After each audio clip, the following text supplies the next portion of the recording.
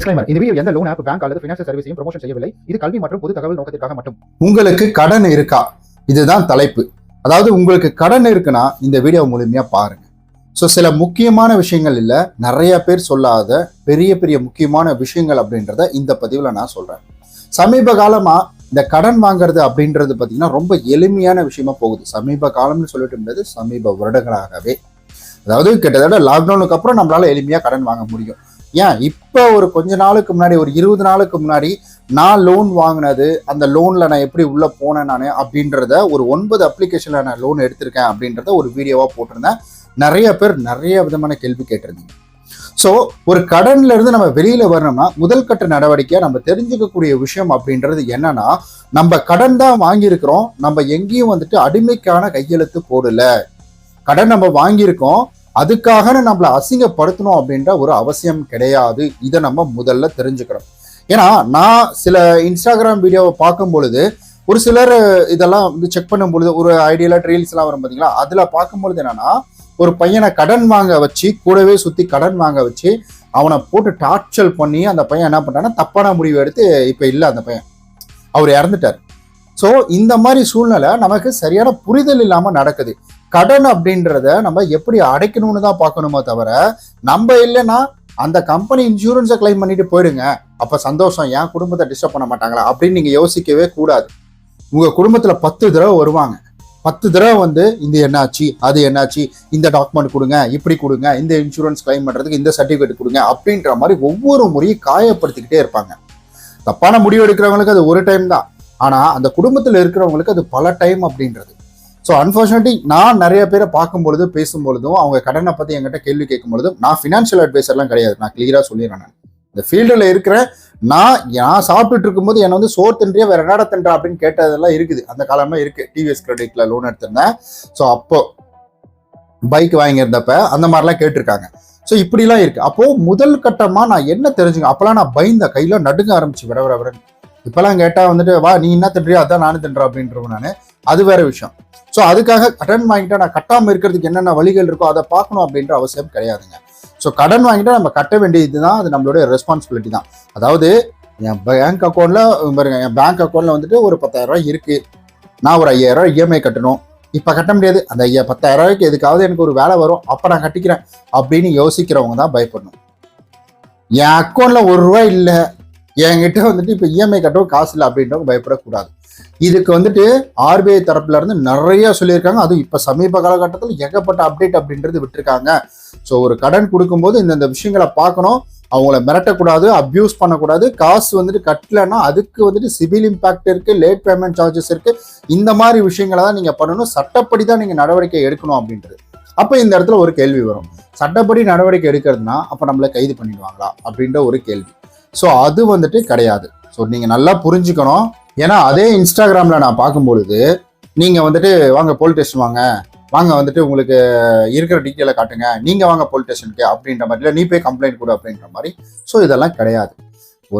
ஒரு தனிநபர் வந்துட்டு ஒரு தனியார் நிறுவனத்துக்கும் அல்லது ஒரு பேங்க்கு அல்லது ஒரு அப்ளிகேஷன், ஸோ இவங்களுக்கும் ஒரு லோன் எடுக்கிறவங்களுக்கு ஒரு சமரசமான உடன்படிக்கையில தான் அந்த லோன் அப்படின்ற ஒரு கான்செப்ட் நடக்குது. அதாவது ஒரு லீகலா நான் பாருங்க இத்தனை மாசத்துக்குள்ள கட்டிடுவேங்க அக்ரிமெண்ட் அப்படின்றவர். அப்போ இந்த இடத்துல வந்துட்டு நான் போய் காவல் நிலையத்துல கம்ப்ளைண்ட் கொடுப்பேன், போலீஸ் உங்களை வந்து இப்போ அரெஸ்ட் பண்ணிடுவாங்க, உங்க வீட்டு வாசப்பல்ல நின்றுட்டு இருக்காங்க அப்படின்னு சொல்றதெல்லாம் உருட்டல் தான். அந்த மாதிரி எதுவும் கிடையாது. அந்த மாதிரி போய் டைரக்டா யார் போய் கம்ப்ளைண்ட் கொடுப்பா, அந்த லோன் கொடுத்தவங்களா, அந்த மேனேஜரை யார் போய் கம்ப்ளைண்ட் கொடுப்பா? ஸோ அப்படி கொடுக்க முடியாது. ஏன்னா இத்தனை வருஷமா நான் அந்த ஃபீல்டில் இருந்துட்டு இருக்கேன், அந்த மாதிரி கொடுக்க முடியாது. ஏன்னா இதை பார்த்து பயந்து எனக்கெல்லாம் 2-3 பேர் கால் பண்ணியிருக்கிறாங்க. ஸோ இந்த ஃபீல்டில் இருக்கிறதுனா ஒரு சில நம்பர் என்கிட்ட இருக்கும் இல்லைங்களா, அந்த மாதிரி நம்ம போகக்குள்ள நல்லா பேசுகிறோம், நல்லா ஜாலியாக பேசுகிறோம், அவங்கள்ட்ட இருக்கிற உண்மையை சொல்கிறோம், கலெக்ஷன்னா இப்படி தாங்க, இந்த மாதிரி தான் இருக்கும், நீங்கள் பயப்படக்கூடாது. கட்டலைன்னா ஃபியூச்சரில் உங்களுக்கு தாங்க சிவில் இம்பாக்ட்ல இருந்து, உங்களுக்கு லேட் பேமெண்ட் சார்ஜஸ்ல இருந்து உங்களுக்கு பார்த்தீங்கன்னா வந்துட்டு வட்டி அதிகமாக போகும். அடுத்த லோனுக்குள்ள நீங்கள் போறீங்கன்னா, குழந்தைங்களுக்காக நீங்கள் வந்துட்டு ஏதாவது நீங்கள் கல்விக்காக கடன் எடுக்கிறீங்கன்னா அதில் நிறையா வந்துட்டு வட்டி அப்படின்றது வரும். இல்லை சிலர் தரமாட்டாங்க அப்படின்ற மாதிரி. ஹோம் லோன்லாம் போறீங்கன்னா சென்சிட்டிவான லோன் அதெல்லாம் மேக்ஸிமம் கொடுக்க மாட்டாங்க. அந்த மாதிரிலாம் ஒரு சில விஷயங்கள் தான் சொல்லுவோம். என்ன நிதர்சனமோ அதுதான். அதனால என்ன செய்வாங்கன்னா நமக்கு ஃபோன் பண்ணி கேட்பாங்க. பயந்துக்கிட்டு நிறைய பேர் எனக்கு இந்த மாதிரி போலீஸ் வந்துடும் சொல்லிட்டாங்க, வாக்கி டாக்கி சவுண்ட் எல்லாம் பின்னாடி கேட்குது அப்படின்ற மாதிரி. இதெல்லாம் கிடையாது. முதல்ல கடன் எடுத்தவங்க தெரிஞ்சுக்க வேண்டிய விஷயம் என்னன்னா, ஒரு லோன் எடுத்தோம்னா 3 மாசம் வரைக்கும் அந்த லோன் ப்ராசஸ் அப்படின்றது வேற மாதிரி போகும். 3 மாசத்துக்கு அப்புறமேட்டுக்கு அந்த ப்ராசஸ் அப்படின்றது வேற மாதிரி போகும். ஸோ அதை மட்டும் எப்பவுமே நீங்க வந்துட்டு மறந்துடாதீங்க. ஸோ ஒரு 3 மாசத்துக்கு அப்புறமேட்டுக்கு தான் NPA, அதாவது நான் பர்ஃபார்மிங் அசட்னு சொல்லுவாங்க. அப்புறமேட்டுக்கு இந்த லீகலு இந்த மாதிரி விஷயங்கள்லாம் போகும். அதுக்குன்னு 3 மாசம் வரைக்கும் நான் வெயிட் பண்ணி தான் கட்டுவேன் அப்படின்ற மாதிரி இருக்காதீங்க. அந்த மாதிரி கிடையாது. ஸோ அதுக்குள்ள உங்களுக்கு வட்டிலாம் போட்டு அது ரொம்ப பெரிய தொகை அப்படின்றது ஆயிடும், சிவில் இம்பாக்ட் ஆயிடும். கட்ட முடியலையா, ஏன் கட்ட முடியல, என்ன கட்ட முடியல, அதை எப்படி சரி பண்றது அப்படின்றத பாருங்க.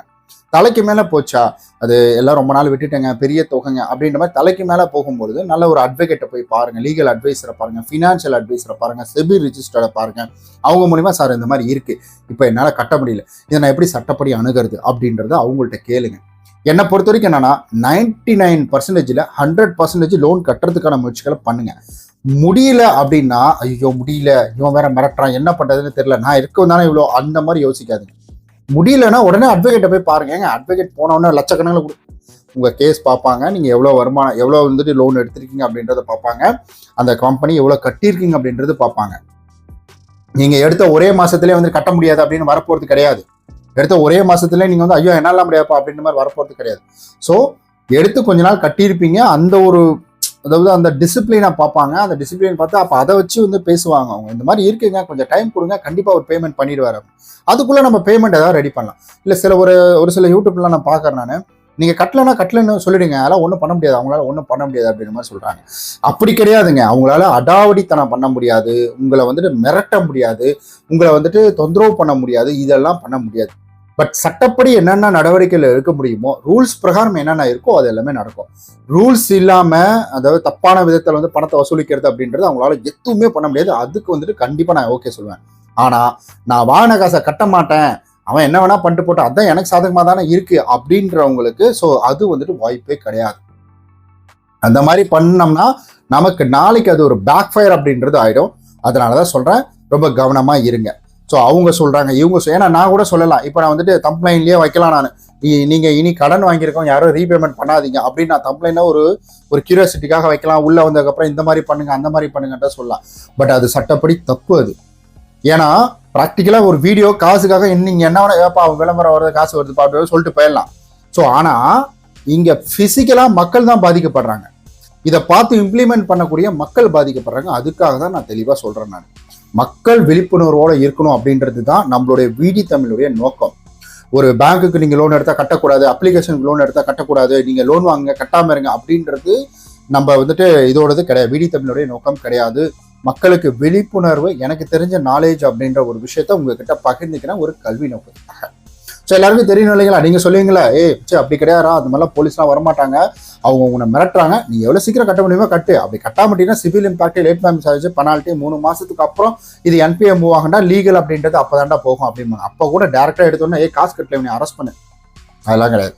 ஸோ நான் இந்த ஃபீல்ட்ல இருந்த வரைக்கும் சொல்றேன், நான் கண்டிப்பா அது கிடையவே கிடையாது. அதனால வீடியோக்காக பேசுறது அப்படின்றது விடி தமிழ் கிடையாது, மக்களுக்காக மட்டும்தான் பேசுறேன். ரொம்ப நன்றி இந்த வீடியோ இவ்வளவு தூரம் பார்த்ததுக்கு. இதுல ஏதாவது உங்களுக்கு சந்தேகம் வருதுன்னா தாராளமா நீங்க கீழே கமெண்ட் பண்ணலாம்.